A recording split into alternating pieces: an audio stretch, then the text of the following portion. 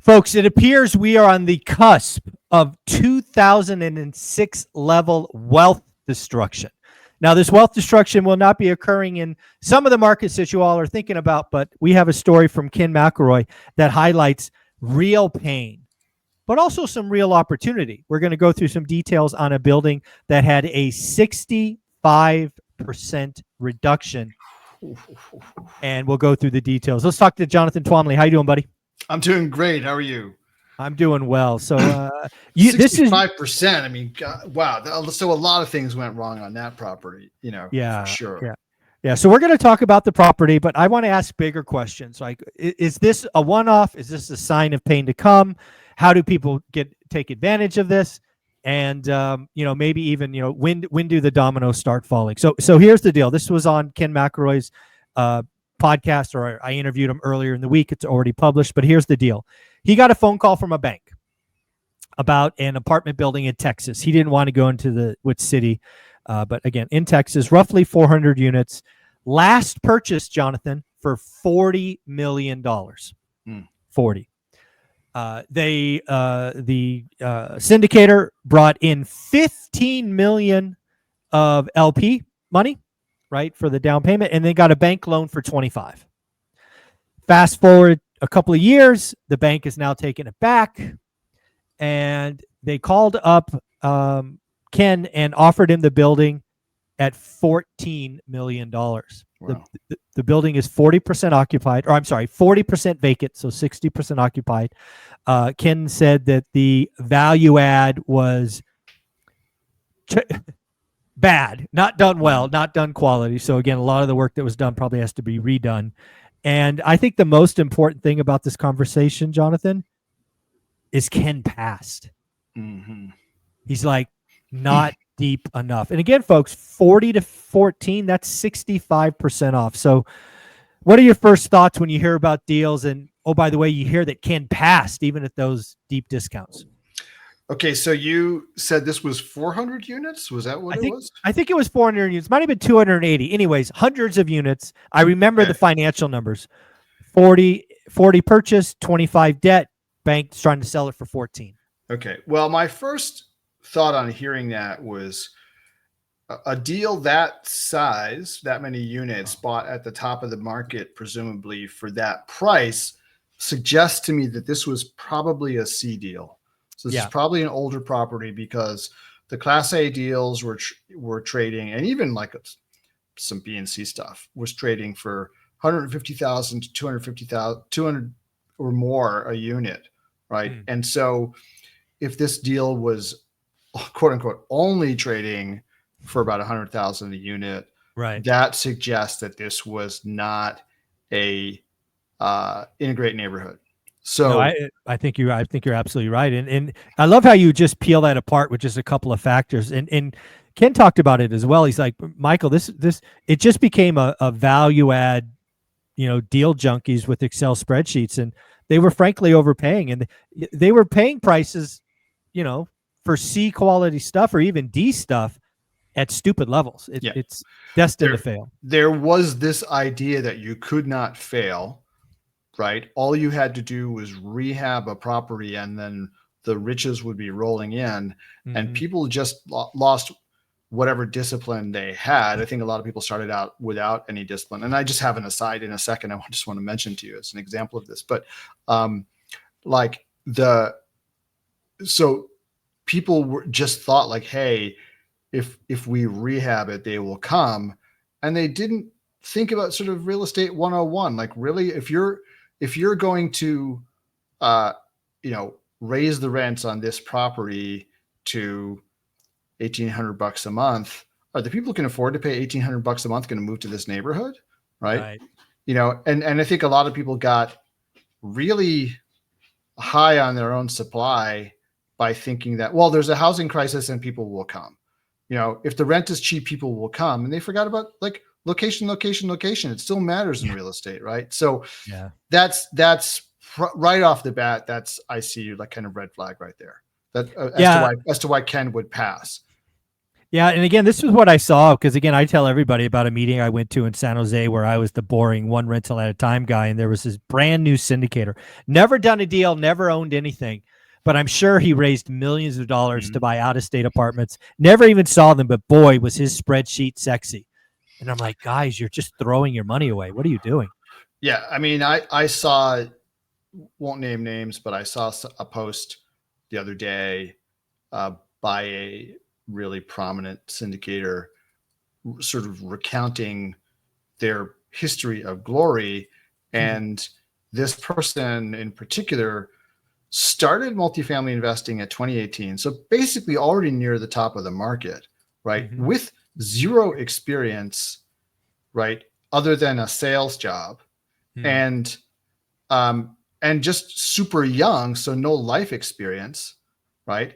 And basically, and then just bought a ton of property, basically all at the top of the market, right? So basically it's like someone saying, hey, they were bragging about their history, but it's sort of like, hey, you're just telling the world that you started at the top of the market with no experience in real estate, no life experience, and you bought a ton of property, which the only way you could do that is if you were overpaying left and right.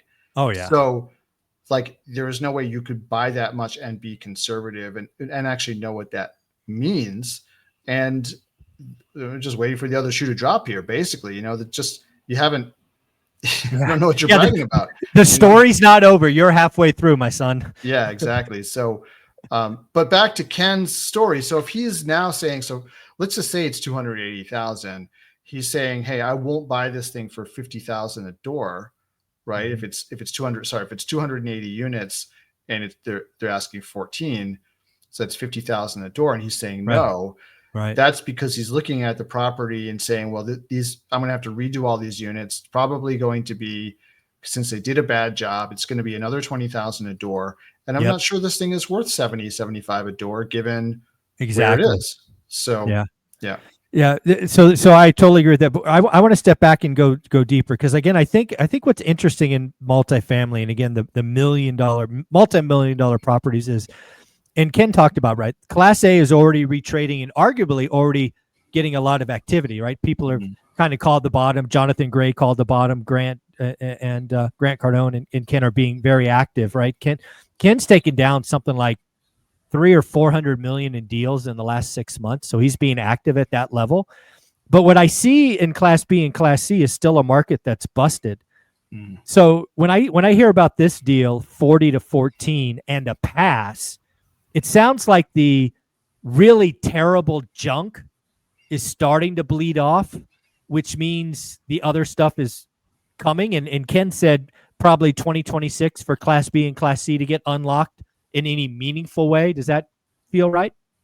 Yeah. I mean, I'm still not sure the bottom is in, but I don't think it really matters necessarily. Like, you know what I mean? Like it doesn't matter whether you time the absolute bottom or not. Like I think what a lot of those bigger and well-funded players are thinking is like, okay, knowing that if I wait another year, I might get another 10% discount. Am I happy buying at a 25% discount right now, knowing that where I'm buying in the cycle, the likelihood is that it's going to be worth more when I need to refinance or sell, right, than it is right now because of the discount I got. So it kind of gets my hackles up a little bit when people are like, look at John, the bottom is in, because John Gray is buying. It's like, no, John Gray is making a calculated decision that it doesn't matter whether the bottom is in or not. He doesn't need that last 5% or 7%. It doesn't matter. If you have the opportunity to buy this at a substantial discount, you do it. Yeah, right. Exactly. If they're good assets.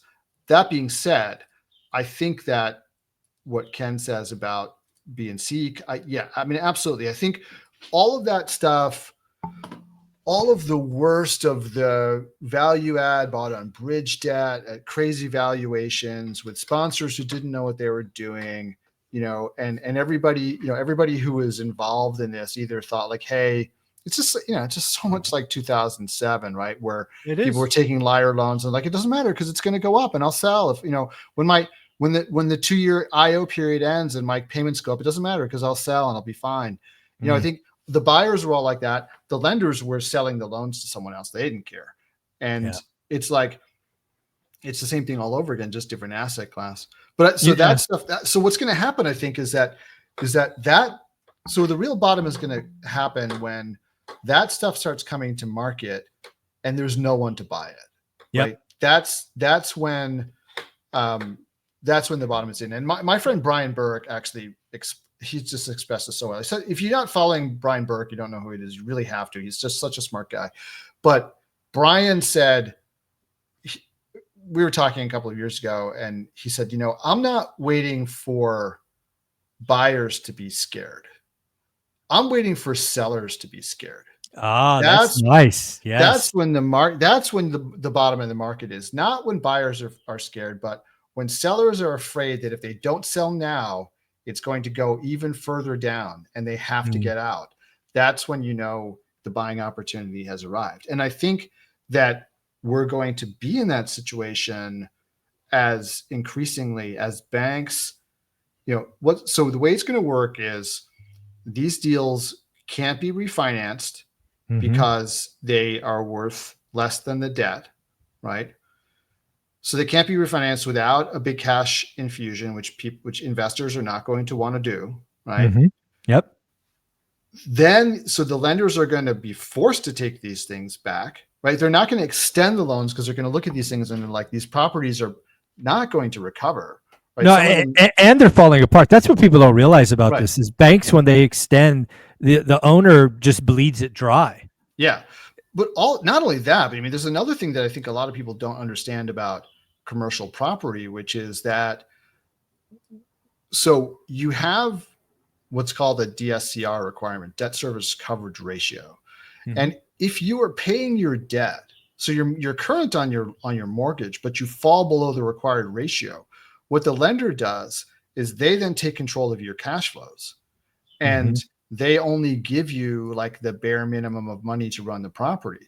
So that may mean that it's even not just like the lender may actually stymie the owner's ability to maintain the property. It's completely counterproductive.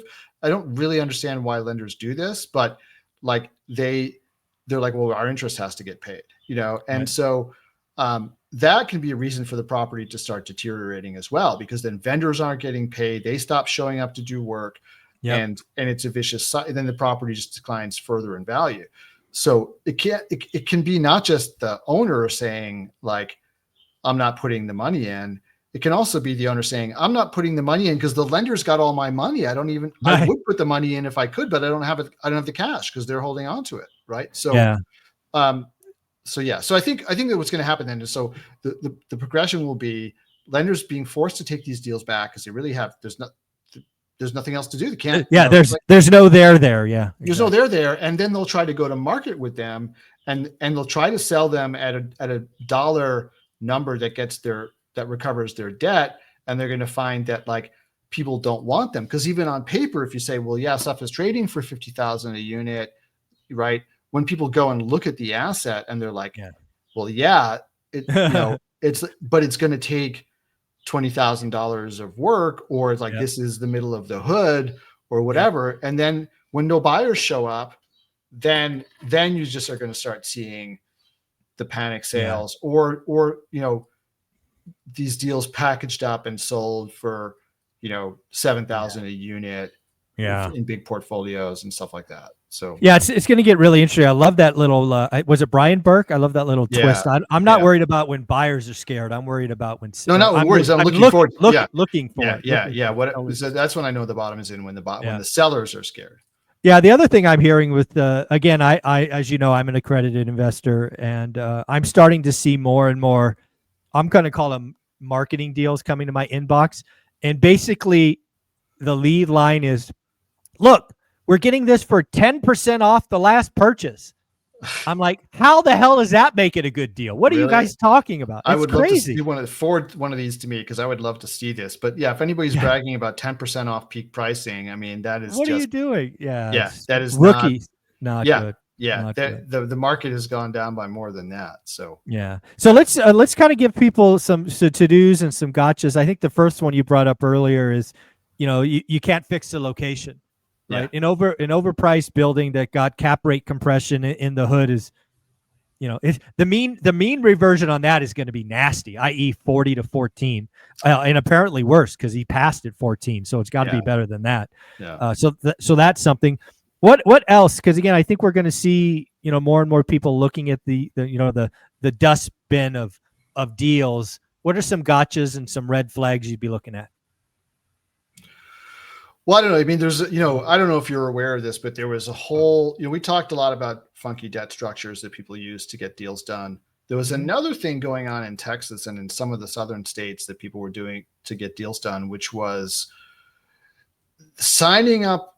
So basically there was a loophole in the law in Texas that if you agreed to keep your rents below the median rent and you signed a deal with a nonprofit, you get like your property taxes either waived or like significantly reduced. Wow. Right? Okay. And then, so people were then discovering like, hey, I just found this deal where the market rates are actually below the legal median rents. Right. So I don't have to actually, I can like keep on raising rents and still get this tax break. And I don't know what the nonprofit angles on these things were, but I have a feeling that there were a lot of like shady quote unquote nonprofits that got set up. And so now the state of Texas has basically has come back and said like, because, in Texas, they need those property taxes because they don't have a state income tax. Right. So this is, so abuse of this kind of thing, like it matters to these municipalities. Right. So they've basically cut that off, which means that a lot of these deals that were getting a tax break, like, well, that tax break just went away. So that's going to put some of these people into like a default situation because they overpaid based on that like, hey, we're paying less tax. So that's something too. When you see some of these deals that their valuation was based on this tax break that's now going away, and the next buyer is not going to get it, then again, that's why like you would pass on the deal or say, no, it's got to be a steeper discount. Right? Yeah. So the other thing I see going on in this space, because folks, it's still going to get messy. There's still going to be lots of losses and pain and people going to jail probably. But according to the Real Deal, more and more financial institutions are invoking the bad boy clause and going after personal guarantees. A lot of these creators are now going to be put in positions where maybe they have to sell the good assets to pay for the sins of the bad assets. Yeah. I mean, listen, so this is another thing too. I mean, everybody kind of thought that these, and I remember digging into this years ago when I first got started, like, well, how likely, are they going to come after you? And I was hearing from mortgage brokers who were saying like, I've never actually heard of anybody of them ever going after anybody on one of these bad boy carve outs. Right. It's coming. and maybe that's true when like the market is reasonably strong and there's no deficiency if there's a forced sale, and foreclosures are few and far between. Yep. But having been a lawyer, having been a litigator, right, I know that when you're as a lawyer or as a client, when you're looking for money, right, you're going to start taking a really close look at those bad boy carve outs. Yeah. And trying to figure out, well, is there a basis here where we can say that this was triggered and there's personal recourse, right? And I think for a lot of these syndicators who played fast and loose, right, or who frankly just didn't really know what they were doing or what they were getting into, and so therefore they kind of cut corners without even realizing it, or frankly believe like, oh, this will never happen, or people told them, oh, this will never happen. Yeah, right? It's like it's coming for some of those guys. For sure. Yeah, no, it's very clear. And again, after that Real Deal article, I looked into it. Apparently, some of these bad boy clauses are actually kind of wide open for interpretation. So I think you're absolutely right. If you have a deal that went south as a bank, and that GP in this case has other assets, it's going to be open season. I mean, some of them can be, like if the sponsor declares bankruptcy, then it's all personal recourse, or fraud. Well, what does that mean? That could be pretty broadly interpreted, right? And if they, so I think that there's going to be, because the banks need to recover this money, and at least some of it, because they're in trouble, right? And they leaned into this too much, and you can always say, well, the bank shouldn't have been lending the money, but at the end of the day, it doesn't matter because they're the ones with the power they're going to come after the borrowers. I mean, those deal documents, those loan documents, I mean, Ooh. I don't know if people know this, but when you sign one of these loan documents with a commercial lender, they make you pay for your own quote unquote lawyer. So someone representing you to draft a legal opinion that says my client has no defense against this against the enforcement of this loan document. Wow. And so that becomes an exhibit to the loan document. So if you were to go to court and try to fight it, they're going to pull out, well, look, his own lawyer said it's my considered legal opinion that he has no defense against enforcement of this loan guarantee or this loan. So, you don't have a lot of leverage. Yeah, it's going to be really interesting. At the end of the day, what my takeaway from Ken's conversation is the biggest of the big boys are already being selective, but active. But the pain that's really coming to where I like to play is potentially way out to 2026. But it's going to be massive. Yeah, and, it's coming, and listen, I mean, there is going to be opportunity for everybody. And if you think that, like, yeah, this is only limited to the big properties, no, that's not true. There's a lot. I'll give you an example. It just came to my attention. A broker in Fresno, the market I know, called me and he goes, "Hey, Michael, didn't you own XYZ property? It's one of the buildings I sold in 2018, right? Because I thought we were at a cycle peak. I sold it for, let's call it $1,050,000. Call it $1 million. That particular property was sold 2 times after I owned it to 2 different people, ultimately ending up in a syndication. And they did a whole bunch of stuff. They probably put in about $250,000. But now they listed the property $2.85 million. Wow.